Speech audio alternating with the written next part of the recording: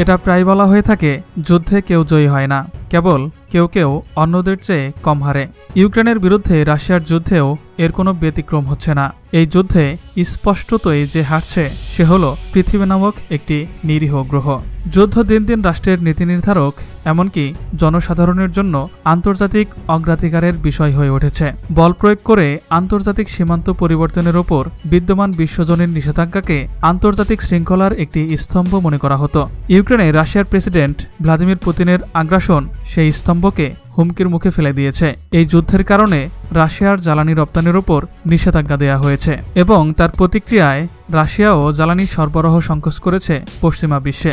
ফলশ্রুতিতে বিশ্ববাজার এক অস্থির সময় পার করছে। জ্বালানির অপর্যাপ্ত সরবরাহে বিশ্ব প্রবল ঝাঁকুনি খেয়েছে, যার থেকে বাদ যায়নি বাংলাদেশও। বাংলাদেশের চলমান জ্বালানি সংকট নিয়ন্ত্রণে কমাতে হয়েছে বিদ্যুৎ উৎপাদন। জ্বালানি সংকটের কারণে বাংলাদেশে ইতিমধ্যেই ভয়াবহভাবে লোডশেডিং দেখা দিয়েছে। রাশিয়া ইউক্রেন যুদ্ধের কারণে বিশ্বজুড়ে খাদ্যশস্যের বাজার অস্থির হয়ে উঠেছে। দাম প্রতিনিয়তই বাড়ছে। দ্রব্যমূল্যের ঊর্ধ্বগতিতে বাংলাদেশের মতো দেশগুলোর মানুষ এখন প্রায় দিশেহারা। রাশিয়া ইউক্রেন যুদ্ধ থেকে পৃথিবী যে শিক্ষা নিচ্ছে তা হলো, যুদ্ধ কখনোই সুফল বয়ে আনে না। যুদ্ধ শুধু আনে ধ্বংস আর মৃত্যু, আনে হাহাকার আর দারিদ্র্য। যুদ্ধে যে দেশ নিজেকে বিজয়ী বলে ঘোষণা দেয়, প্রকৃতপক্ষে সে বিজয় দেশটির কোনো স্থায়ী সাফল্য এনে দেয় না। আপাতত বীরত্বের খেতাবে ভূষিত হলেও বৃহত্তর অর্থে সেটা তার ক্ষতির কারণই হয়। তাই যুদ্ধ এড়িয়ে দুপক্ষের বিরাজমান সমস্যাগুলো কূটনীতির মাধ্যমে সমাধান করাই বুদ্ধিমানের কাজ। কিন্তু ক্ষমতার চশমায় মোহগ্রস্ত তারা এটা বুঝতেই চান না। তাদের কাছে নিজেদের মসনদ, প্রতিপত্তি এবং জেদ আসল বিষয়। করোনা মহামারীর এ দুর্যোগকালীন পৃথিবীতে রাশিয়া ইউক্রেনের মধ্যকার যুদ্ধটি মরার উপর খাড়ার ঘা হয়ে দাঁড়িয়েছে।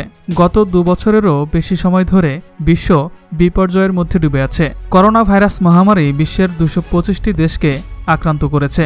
এখন পর্যন্ত বিশ্বের 43 কোটি মানুষ ভাইরাসে আক্রান্ত, প্রায় 60 লাখ মানুষ মারা গেছে। বিশ্ববাজারে অস্থিরতা বেড়েই চলেছে। এর মধ্যে ইউক্রেনে রাশিয়ার সামরিক আক্রমণ অস্থিরতা বহুগুণ বাড়িয়ে দেবে। বিশ্বব্যাপী এর প্রভাব হবে ভয়াবহ। কারণ যেখানে বাংলাদেশ থেকে রাশিয়ার দূরত্ব প্রায় 4300 কিলোমিটার আর ইউক্রেনের প্রায় 6000 কিলোমিটার, এত দূরে থেকেও ইউরোপীয় এই দুই দেশের দ্বন্দ্ব বাংলাদেশের বাজারে তেল, গম সহ অন্যান্য অনেক খাদ্যশস্যের দাম বাড়িয়ে দিয়েছে। এছাড়াও রাশিয়া ইউক্রেন যুদ্ধকে কেন্দ্র করে বিশ্বে যে নতুন মেরুকরণের আভাস পাওয়া যাচ্ছে তা বিশ্ববাসীর জন্য মোটেও কল্যাণকর নয়। ইতিমধ্যেই চীন তাইওয়ান সমস্যা আবার মাথাচাড়া দিয়ে উঠেছে। কোরিয়া উপকূল উত্তপ্ত হচ্ছে। মধ্যপ্রাচ্যের পরিস্থিতিও ক্রমেই থমথমে হয়ে উঠেছে। বিশ্বব্যাপী জ্বালানি ও খাদ্য নিরাপত্তা প্রকট আকার ধারণ করেছে। মার্কিন যুক্তরাষ্ট্রের অভ্যন্তরেই সামাজিক অস্থিরতা যেভাবে বাড়ছে, বিশেষ করে বর্ণবাদী সহিংসতা, সেটি বিশ্বে যুক্তরাষ্ট্রের নৈতিক অবস্থানকে ক্রমেই প্রশ্নবিদ্ধ করে তুলেছে।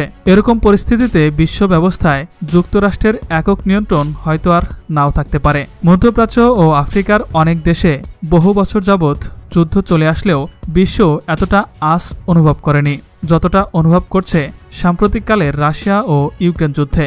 এর অন্যতম কারণ, রাশিয়ার মতো একটি দেশ যুদ্ধে জড়ানোয় টান পড়েছে সারা বিশ্বের অর্থনীতিতে। অর্থনীতিবিদগণ বলছেন এর প্রভাবে বিশ্বের প্রবৃদ্ধি 0.9% কমে যেতে পারে, যা সারা বিশ্বের মানুষের জন্যই ভালো কিছু বয়ে আনছে না। এটা হলফ করেই বলা যায়।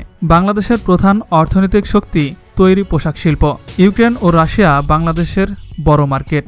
যুদ্ধের ফলে সেসব দেশের লোকজনের ক্রয় ক্ষমতা কমে যাবে, ফলে পোশাক রপ্তানিও কমে যেতে পারে। অন্যদিকে রাশিয়ার প্রেসিডেন্ট ভ্লাদিমির পুতিন পারমাণবিক অস্ত্র ব্যবহারের হুমকি দিচ্ছেন। অন্যদিকে রাশিয়ার প্রতিদ্বন্দ্বী ন্যাটোও একটি শক্তিশালী পারমাণবিক জোট। হয়তো কোনো পারমাণবিক যুদ্ধ হবে না, কিন্তু যদি সেরকম কিছু অঘটন শুরু হয়ে যায়, পরিণতিটা কি হতে পারে সে সম্পর্কে আমরা কতটা জানি। যুদ্ধ কিন্তু শুধু ইউরোপ আমেরিকায় সীমাবদ্ধ থাকবে না।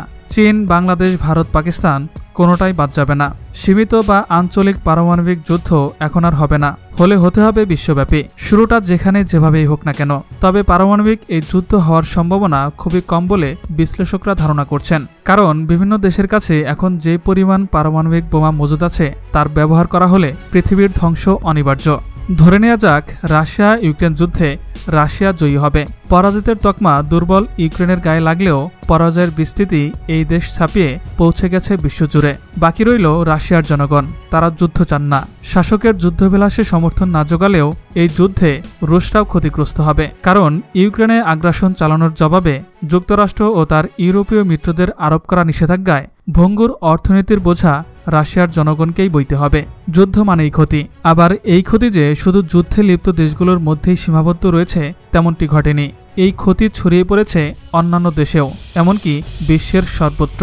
রাশিয়া ইউক্রেন যুদ্ধ বিশ্ববাসীর সামনে আন্তর্জাতিক সংস্থাগুলো, বিশেষ করে জাতিসংঘের ব্যর্থতা চোখে আঙ্গুল দিয়ে দেখিয়ে দিয়েছে। কিন্তু সর্বোপরি রাশিয়া ইউক্রেন যুদ্ধের কারণে বিশ্বের নিম্ন আয়ের বহু দেশ খাদ্য সংকটসহ নানা ধরনের সংকটে পড়ে গেছে, যার মধ্য থেকে বাদ পড়েনি বাংলাদেশও।